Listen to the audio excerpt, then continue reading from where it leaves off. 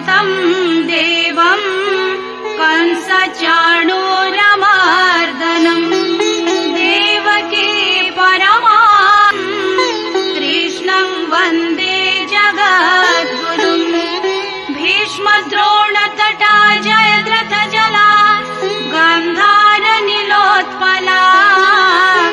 शल्याग्राहवती कृपेण वहनी कर्णेन बिलागुला अश्वत्थमा विकर्णघोरमकरा दुर्योधनावर्तिनी सोत्तीर्णा खलु पाण्डवैरणनदी कैवर्तकः केशवा पाराशरी अवचः सरोजममलं गीतार्थगन्ध उत्कटम् नानाख्यानककेसरं हरिकथा सम्बुधनबोधितम् लोके सज्जन षट्पदैरहरः पेपीयमानं मुदा भूयात् भारत पङ्कजं कलिमल प्रध्वंसीन श्रेयसे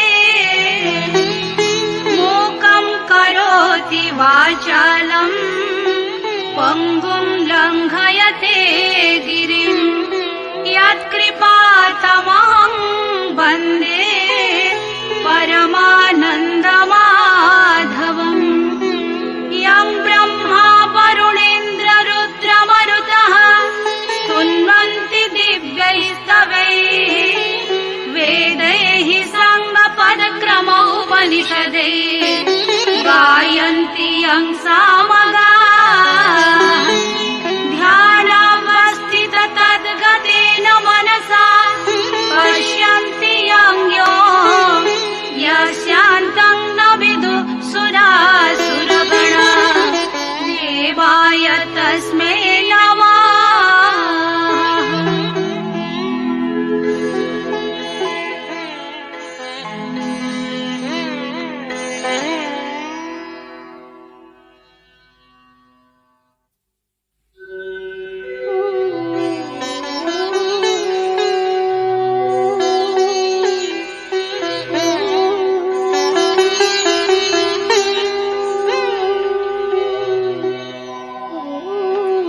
अर्जुन विषादयोगः धृतराष्ट्रोवाच धर्मक्षेत्रे कुरुक्षेत्रे समवेतायोत्सवः मामका पाण्डवाश्चैव किमकुर्वत संजय। धृतराष्ट्र कहिले, हे संजय, धर्मक्षेत्र रूपी कुरुक्षेत्र रे युद्ध करिबा इच्छारे एकत्र होइथिबा मोर ओ पांडुर पुओ माने कोन कले? संजय उवाच दृष्ट्या तु पाण्डवानीकं व्यूढं दुर्योधनस्तदा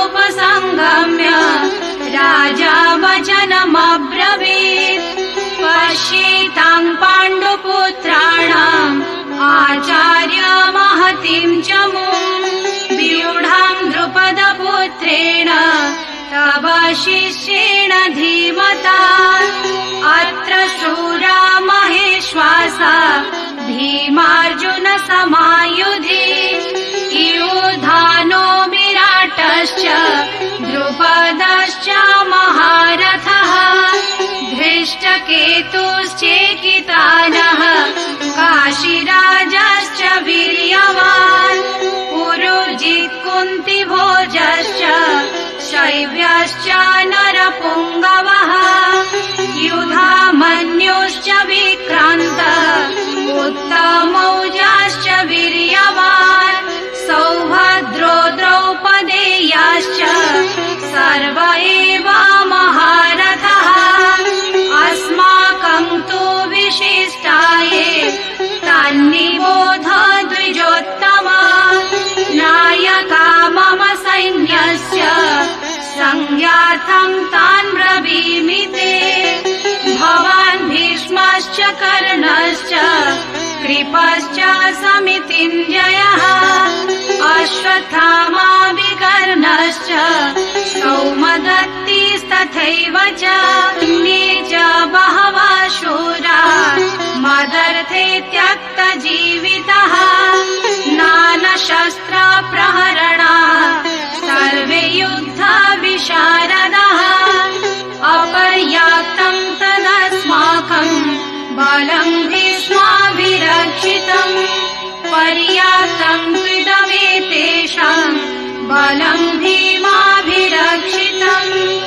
अयनेषु च सर्वेषु यथा भागमवस्थितः भीष्ममेवाभिरक्षन्तु भवन्तः सर्व एव हि तस्य सञ्जनयन् हर्षम् कुरुवृद्धा पितामहः सिंहनादम् विनद्योच्चै शङ्खं दध्मौ प्रतापवान् ततः शङ्खश्च वीर्यश्च पणबाणकगोमुखः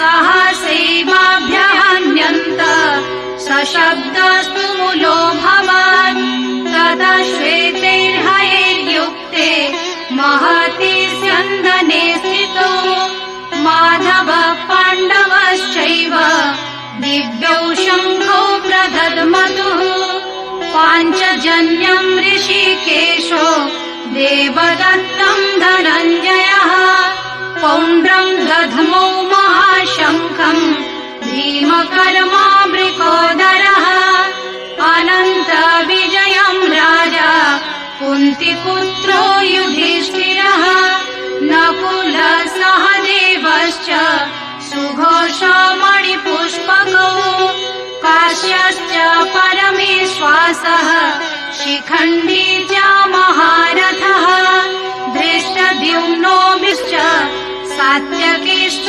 पराजितः द्रुपदो द्रौपदेयश्च सर्वशः पृथिवीपते सौभद्रश्च महाबाहु शङ्खान् दध्मो पृथक् पृथक् सघोषो धार्तराष्ट्राणाम् हृदयानि व्यदारयन् नभश्च पृथिवीं चैव तुमुलो व्यनुनादयन्।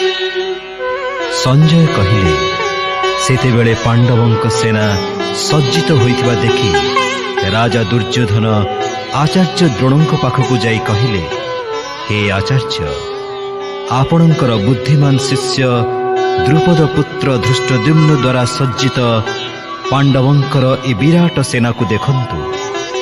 एठारे भीम और अर्जुनंक भली लढ़िबारे वीर धनुर्धर जुजुधान विराट और द्रुपद राज धृष्टकेतु चेकितान वीर काशीराज पुरुजित कुंतीभोज और मनुष्य मानक मध्यरे श्रेष्ठ शैव्य सेहिपरि पराक्रमी युधामन्यु बलवान उत्तमौजा सुभद्रा पुत्र और द्रौपदी पुत्र ये समस्ते महारथी।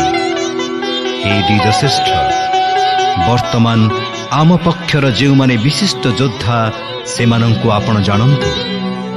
मो सेनानायक मानंकर नाम मु आपणक गोचरार्थे जणाउछि के आपण भीष्म, कर्ण, युद्धजयी कृपाचार्य, अश्वत्थामा, विकर्ण और सौम्यदत्तंक पुत्र भूरिश्रवा एवं अन्य नाना प्रकारर शस्त्र द्वारा युद्ध करुथवा अछंती जो माने मो पई जीवन देवे से माने समस्ते युद्ध विशारद अटंती।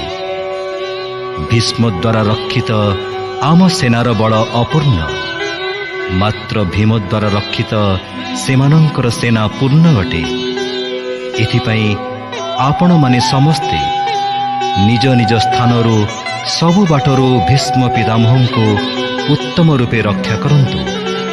तहु तांकर आनंद जन्माई कुरु वृद्ध प्रतापी पितामह उच्च स्वर रे सिंहनाद करी शंख बजाइले। तहु शंख, नागरा, ढोलो, मृदंग और रणभेरी एका संगरे बाजी उठिला। ଏ ନାଦ ଭୟଙ୍କର ହୋଇଥିଲା।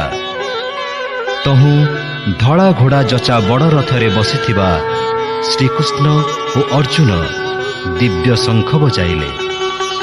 ଶ୍ରୀକୃଷ୍ଣ ପାଞ୍ଚଜନ୍ୟ ଶଙ୍ଖ ବଜାଇଲେ। ଧନଞ୍ଜୟ ଅର୍ଜୁନ ଦେବଦତ୍ତ ଶଙ୍ଖ ବଜାଇଲେ। ଭୟଙ୍କର କର୍ମ କରୁଥିବା ଭୀମ ପୌଣ୍ଡ୍ର ନାମକ ମହାଶଙ୍ଖ ବଜାଇଲେ। କୁନ୍ତୀ ପୁତ୍ର ରାଜା ଯୁଧିଷ୍ଠିର ଅନନ୍ତ ବିଜୟ ନାମକ ଶଙ୍ଖ ବଜାଇଲେ ଏବଂ ନକୁଳ ସୁଘୋଷ ଓ ସହଦେବ ମଣିପୁଷ୍ପକ ନାମକ ଶଙ୍ଖ ବଜାଇଲେ।